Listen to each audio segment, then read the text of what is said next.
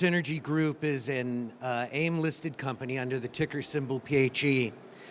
We're surrounded here today by resource companies, and it occurred to me that we're one of the most robust resource companies with which we could be dealing. We're operating in a resource that is growing rapidly year to year, and we're extracting an element which is the most ubiquitous element in the entire galaxy. Powerhouse Energy is the UK pioneer in the extraction of hydrogen from waste. Waste is a resource that's growing rapidly, that's outpacing the growth of the human population, and even in areas where significant recycling is occurring, the waste streams are growing dramatically. And we're trying to figure out how do we leverage that waste and how do we extract value from that waste.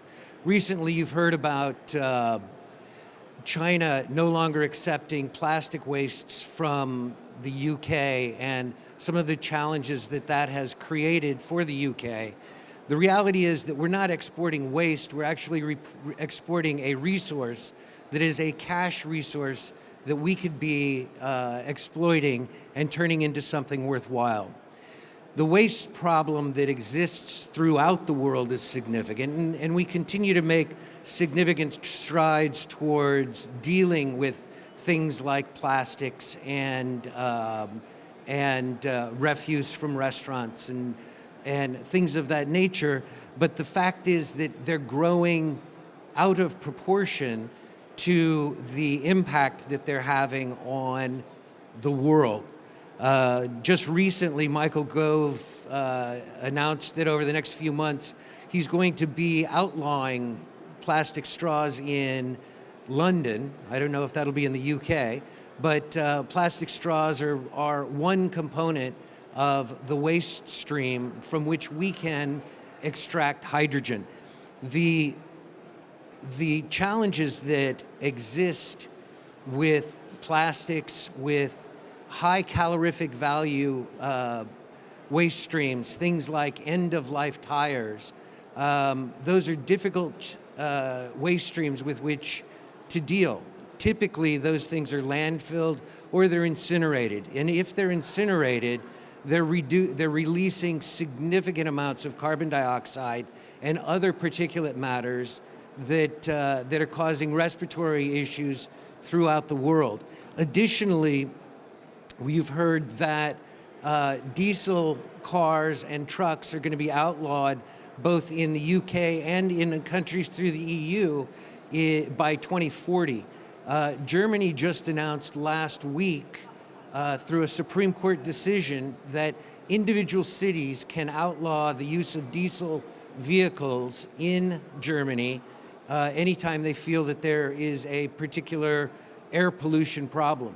Problems with diesel is of course the significant particulate matter that's produced, coupled with NOx and SOx and other things that make the air difficult to breathe. And that leads to alternative fuels for transportation. Our mission is to eradicate, absolutely eradicate, waste plastics from the waste stream and to provide clean energy and electricity and to produce hydrogen and extract hydrogen from that waste stream. The reality is there are going to be 300 million tons of virgin plastic generated next year. 300 million tons, 8 million tons of that are going to end up in our oceans. Those plastics that are ending up in our oceans are becoming microplastics that are entering the food chain, that have entered the food chain. We're seeing, 2 years ago, National Geographic discovered a flotilla of plastics off the coast of Chile. The flotilla was the size of the country of Mexico. It's nearly twice the size of the UK. So it's a significant problem that we are uniquely able to deal with through our ultra-high temperature gasification process. Now, we also take an approach called distributed modular gasification. And what that allows us to do is to create hydrogen where the waste is. We can build a small module, small footprint facility for under 5 million pounds and deal with 25 tons of waste per day, generating a ton of hydrogen while also generating over a megawatt of electricity. A megawatt of electricity would be enough to power over 1,000 homes. A ton of hydrogen would be enough to fuel 200 automobiles at 5 kilos per automobile and provide them with a 300-mile driving radius. The traditional method by which hydrogen is produced today is called steam methane reformation. Steam methane reformation allows you to take methane, run it through ultra-high temperature steam, run it through a catalyst like a cobalt or a zinc, and release hydrogen. Unfortunately, that method also releases 16 tons of carbon dioxide for every ton of hydrogen that is produced. The PHE method of distributed modular gasification allows us to produce a ton of hydrogen while producing only 1 ton of hydrogen, or 1 ton of carbon dioxide. Therefore, having a process that is 16 times more environmentally friendly than traditional hydrogen production.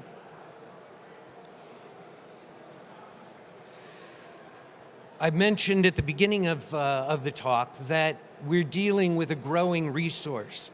And if one looks at the 300 million tons of plastics that are going to be generated next year, even excluding the 8 million tons that are going to end up in the ocean, there is a lot of plastic that can be dealt with. Historically, only 9% of plastics worldwide are recycled. Even those that are recyclable are not recycled because they become contaminated, or for some reason they're rejected from the recycling process. End-of-life tires represent a huge energy opportunity for our nation. There are over 70 million tires, 1 tire for every man, woman, and child in the UK that is generated every year. 1 end-of-life tire for each person in the UK. Those end-of-life tires get shipped off to Africa to be burned, and burned under conditions in which there's limited or no consideration for impact on the atmosphere. Ultimately, those impacts are going to be affecting us. The plastic impacts on the fisheries of the UK are already starting to show with the reduction of fertility of cod and the impact on other fisheries throughout the North Atlantic. And we're going to start seeing huge not just environmental, but huge economic impacts associated with those plastics throughout the ocean. By us taking advantage of distributed modular gasification, again, we can extract a synthesis gas which allows us to produce electricity in a manner that is distributed and can be used in a distributed fashion, therefore creating electricity at the point where it can be used and not losing 18% of that electrical value through transmission as we do through traditional electrical generation.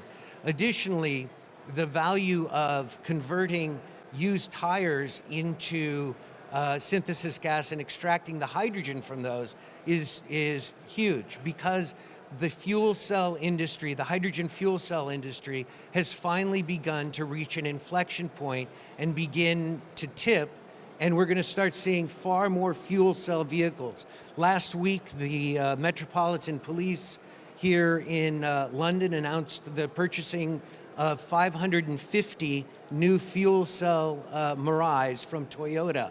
It's 550 new fuel cell cars in London by one agency. There were 60,000 fuel cell cars sold last year, and there's an expected CAGR of 35% over the next 10 years for fuel cell vehicles.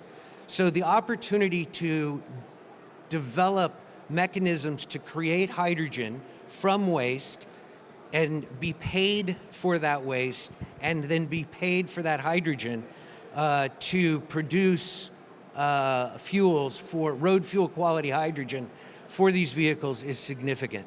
The hydrogen economy is growing dramatically, and it's, as I say, at a tipping point. We're really at the bottom of the J curve. We're going to see the explosion of hydrogen opportunities in the near term. Currently, hydrogen is 10 to 12 pounds per kilo to purchase. We are able to manufacture hydrogen through our distributed modular gasification process at a cost that is on par with diesel and petrol, making this a market opportunity that is huge. The hydrogen fuel cell vehicles, in my mind, are going to exceed the value proposition of battery vehicles simply because of the numerous advantages to hydrogen fuel cells. The fuel hydrogen is one of the few mechanisms by which we can actually begin to achieve a carbon negative fuel economy. There's one other fuel, and that's nuclear fuel, that's going to allow you to do that. I would like to think that hydrogen has a step up and has an opportunity for us to use for road fuel and for heating and for other carbon negative uses throughout the United Kingdom and throughout the EU. Distributed modular gasification allows a small footprint. It allows us to bring the solution to where the problem exists. A single site can manage 100 tons of waste per day, generating 1 to 4 tons of hydrogen, fueling multiple cars, creating up to 4 megawatts of electricity in a half-acre site.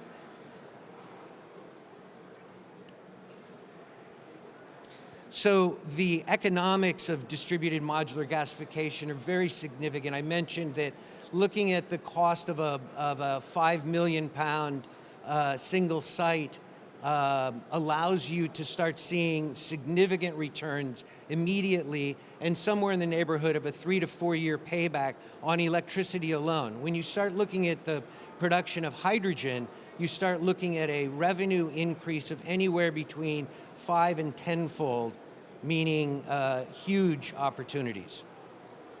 So over the past year, we've made significant progress in our commercialization. We've been working on this technology for the last 3 years. It's novel, it's unique. It is the only one that can derive hydrogen from synthesis gas, because we're working at a temperature, in a temperature window at which that can occur. We expect to have our first commercial facility operating in Northwest England by the end of 2018, and then we expect a rapid rollout. We expect a rollout of several units the following year, several dozen the year following, and hopefully several hundred thereafter throughout both the UK, the EU, and the Far East.